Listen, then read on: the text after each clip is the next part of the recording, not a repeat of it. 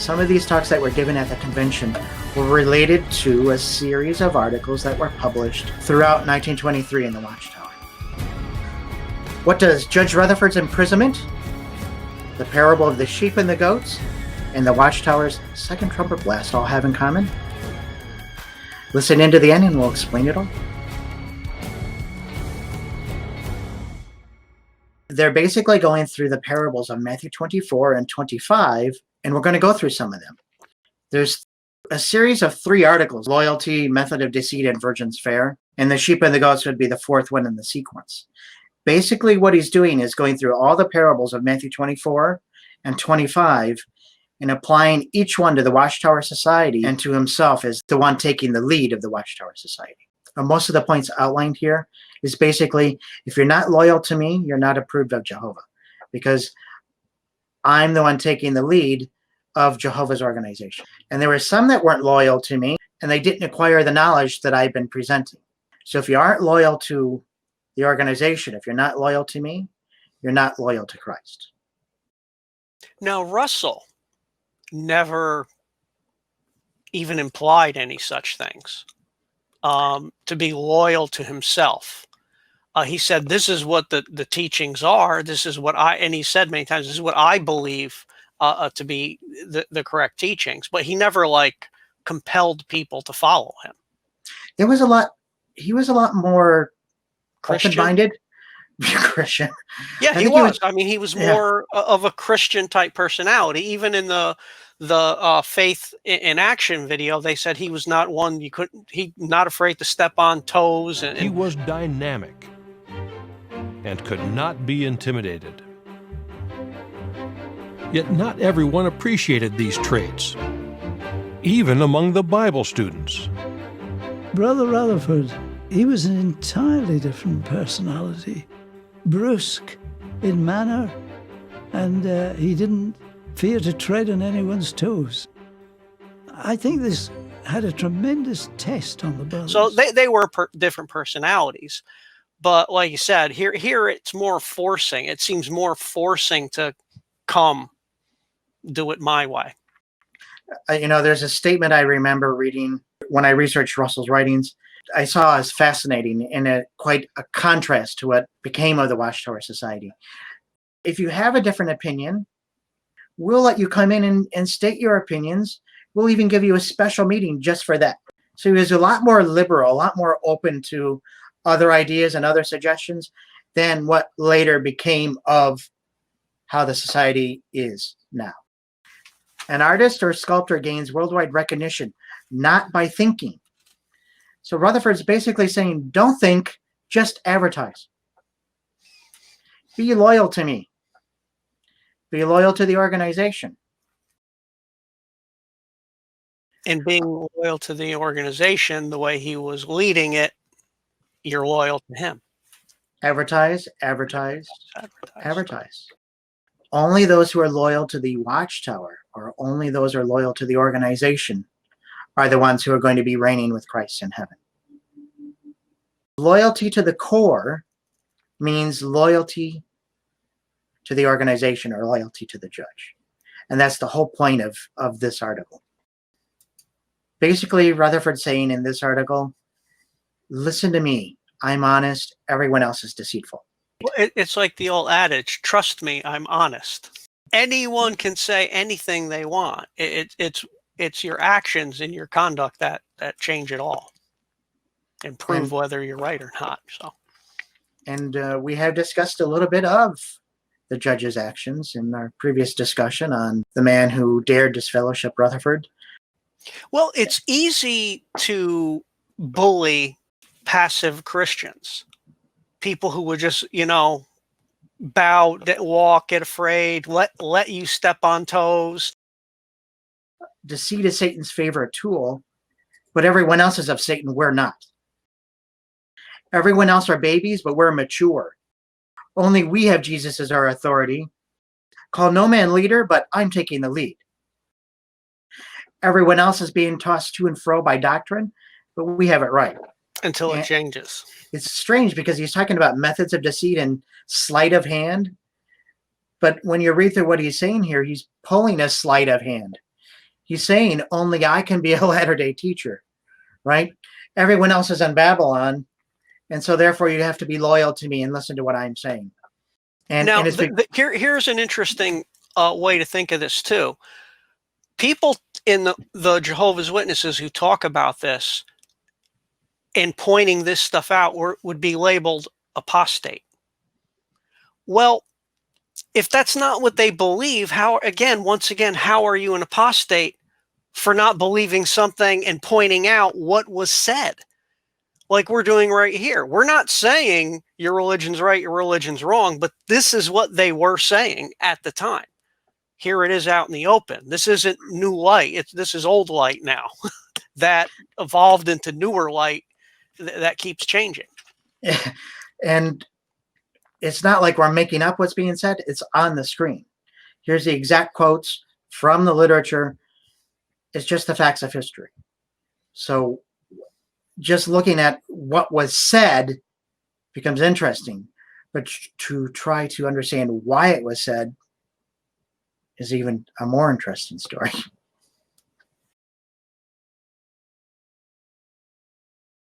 He's basically saying, we're not proud, but everyone else is.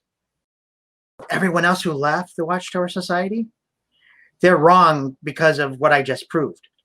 Except what you just proved is no longer what's believed by the Watchtower Society today. So you are wrong too, because the Watchtower doctrines keep changing so much over time. Rutherford had strange ideas about women and talked about them in very peculiar ways. There was a talk. He compared women to, what was the word for the hoof? A hank of hair and something like that, yeah. And a piece of keratin. I mean, he just... And a bag of bones, a hank of hair and a bag of bones. They look to the Lord to guide in the selection of a wife for the man. This is at least a suggestion that under the theocracy, men and women will seek the face of the Lord, the King, and beseech him to make the selection of a wife for the husband. Since Armageddon is near at hand, it would seem wise for those who hope to be of the great multitude, and therefore to fulfill the divine mandate, to wait upon the Lord and seek his direction and ask him to guide them and to make selection of a companion. As the great multitude will carry out the divine mandate in righteousness, they will need and greatly desire the direction of the wonderful Counselor, the King of Glory. And he is certain to guide those who earnestly seek his counsel and guidance. Ask yourself now, why should a man at this time vigorous and strong and who has a prospective hope of being of the great multitude tie himself up now to a stack of bones and a hank of hair and expect to see it out forever? Some of my Jehovah's Witness friends have suggested that Rutherford's actually quoting a poem from Rudyard Kipling called The Vampire, where he mentions a rag and a bone and a hank of hair. On the other hand, Kipling's not quoted that often in the Watchtower, and especially not by Rutherford, and it's not an exact quote, and it's still not appropriate. I also find it interesting that the recording that we have of this statement doesn't match the text that's in the Watchtower. So, yes, I've heard and read in our research and stuff we did, he did have odd comments and stuff and directions toward women. Well, here he talks about Christmas. Oh, wait a minute. There's no light on that one, too. He's claiming in here, no one else can seek new food, or no one else here can find food. Only I can, because I'm the one taking the lead. So you shouldn't study for your own. Just read what I'm publishing. We know everything, but we're not going to tell you everything quite yet. Be loyal to me. Trust me. Everyone else has lust for evil things, but we're pure in heart. Now, why wouldn't they want to tell everybody what they know? Isn't that the whole point of preaching? You let what God revealed to you, you let others know. Here he's saying only I can have new light. No one else can because they left the organization. Everyone else is gullible, but I'm smart.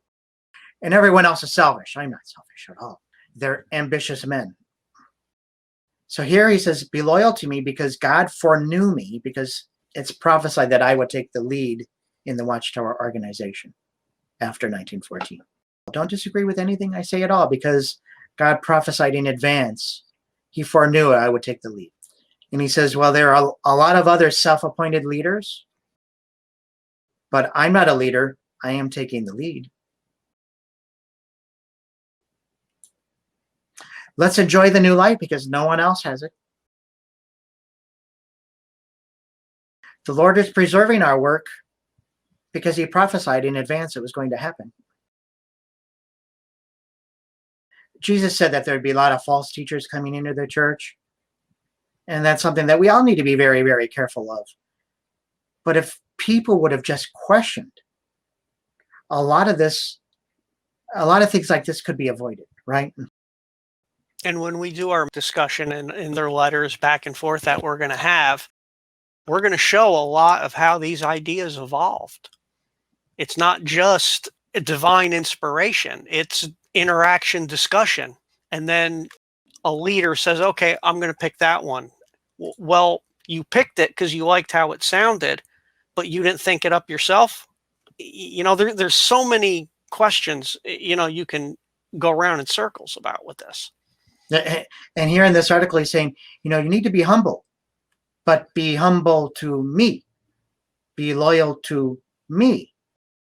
He's saying, be loyal to me as the one who takes the lead in the organization, because God prophesied I would take the lead. And so therefore you can't disagree with anything that I have to say. And now that he's dead, who are they loyal to now? That's a really interesting question. We're going to get into that a little bit later in this discussion.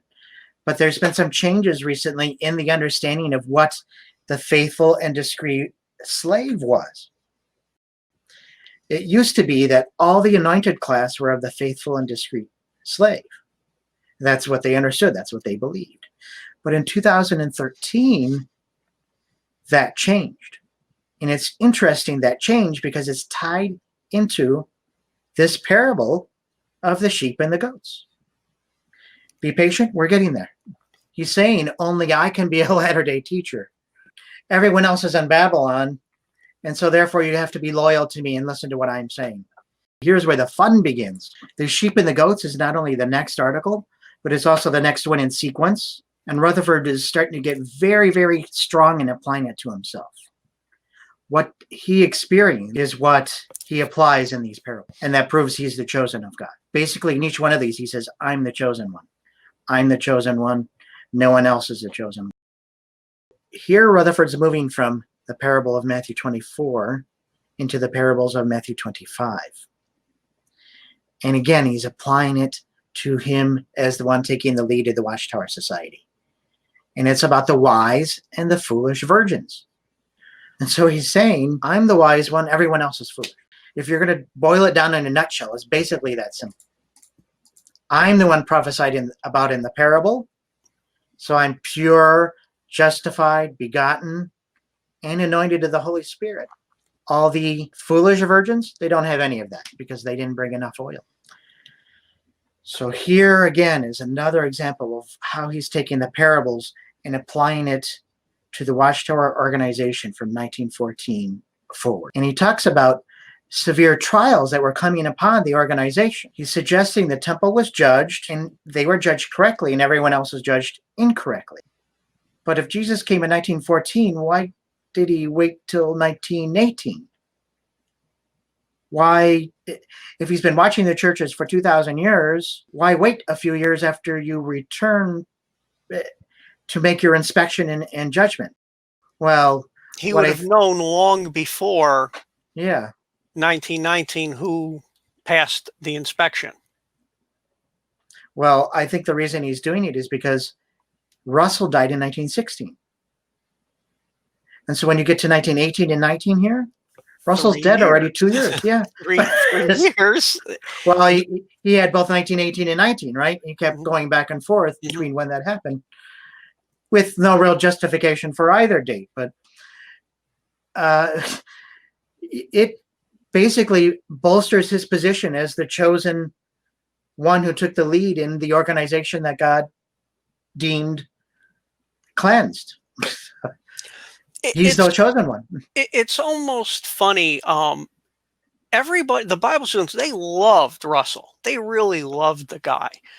And it's almost as if Rutherford in the background wanted that same love and same adoration that they had for him, but had to force it and had to print it and had to convince them of it, where Russell never really had to. Other people said it for him. He never said it himself. Yeah. So it's a very interesting psychology of the whole development of the organization and the religion. And what kind of loyalty or what kind of unity is it if it's forced? Is that true unity? Is that true loyalty? A future discussion for another time. Or just plain fear of being destroyed if they're right. Yeah, and you know, a lot of times people like to be told what to believe because they're afraid to make their own choices. And so if you put fear into somebody, it's easier for them to be sheep and just follow you along, right? This is where his control starts. He's starting to bring out these ideas and shape what became of the Watchtower Society, or what the Watchtower Society is to this very day. He created a corporate personality, a cultural personality within the organization. Right. And it's still, when he took it over, that mindset just continued. So if anyone's questioning, which is why we're having some of these discussions, if anyone's questioning why are Jehovah's Witnesses like this? Why do they act like? Well, here's how it started. This is what transponded through all this. Fascinating to see how these ideas develop over time. Now, here in this article, it starts the idea. He says, I went to prison.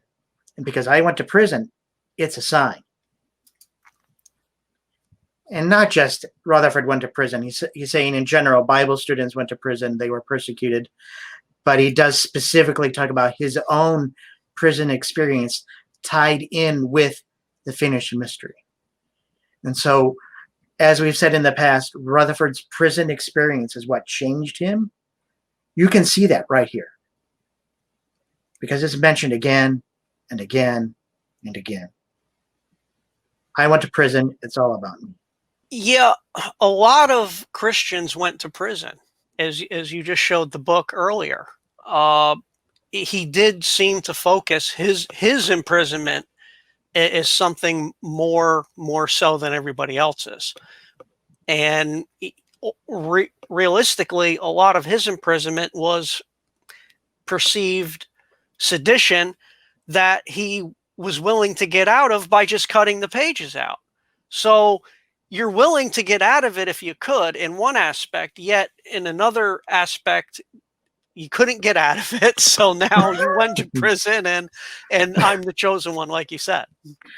But if he told the whole story, wouldn't quite fit the narrative of what he's trying to present. Mm-hmm. Because the narrative they present is, you know, we were bold from the very beginning. We didn't try to compromise. They were trying to get out of going to prison. Yeah, and multiple ways they tried. There were multiple attempts at compromise. The way the narrative is presented later, it's always spun to be favorable. Using the heightened patriotism of wartime to their advantage, they falsely accused the Bible students of sedition, espionage, and treason. And they urged the U.S. government to halt their work.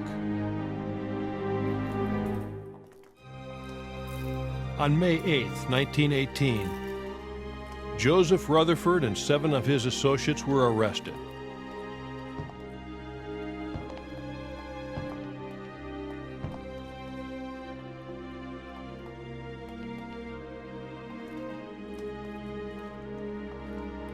On June 20th, they were convicted on 4 counts of sedition. It was quite a shock to them to be put in prison. Did they do something that they shouldn't have done? Was the Lord displeased with them, or was the Lord permitting it? They just didn't know. The devil stirs up people to oppose us either directly or indirectly. Now, the charge of sedition has been one often used against Jehovah's people. This is just another ploy. those brothers certainly were not going around trying to undermine the U.S. government. On March 12, 1919, Woodrow Wilson, President of the United States, conceded that the prison terms were excessive. On March 26th, all 8 men were released. The charges were later dropped. But the Lord was preparing them for the future. It was going to be a battle with the political, religious, and commercial world, and Brother Rutherford was geared and trained for that after he got out. The way the narrative is presented later, it's always spun to be favorable. Well, again, if you're trying to write a history, you should tell all the facts of the history, both sides of it, warts and all. But all that's presented is, well, the good side. We did this, and so therefore it proves we're the chosen ones. What about the other things you did? Carey says, hey, my convention at Cedar Point, that was a sign.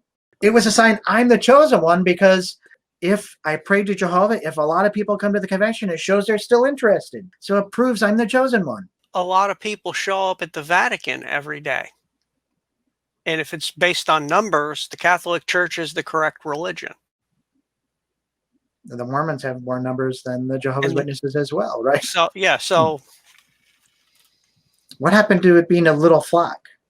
Why are numbers a sign of your acceptance or being chosen of Jehovah? Because instead of preaching for a little flock, they preached for a great crowd. Another discussion for another time. So the main thrust of this article is the separation of the wise and the foolish virgins is a sign that we're the chosen ones, because we're the wise ones and everyone else are foolish. And that's how we tie in the separation of the sheep and the goats that we're going to talk about here in just a moment. And again, like you got to realize back in this history, a lot of people were still loyal to Russell. He makes a comment. On the other hand, there has been a class, especially since Brother Russell's death. So he's trying to make more importance everything afterward. Hey, my new religion, my new organization, my society, and bringing it back toward them, and little by little forgetting Russell. Well, there was such a split in the movement, so many various splinters that went everywhere. How did they know which one to go to? Or just leave completely, right?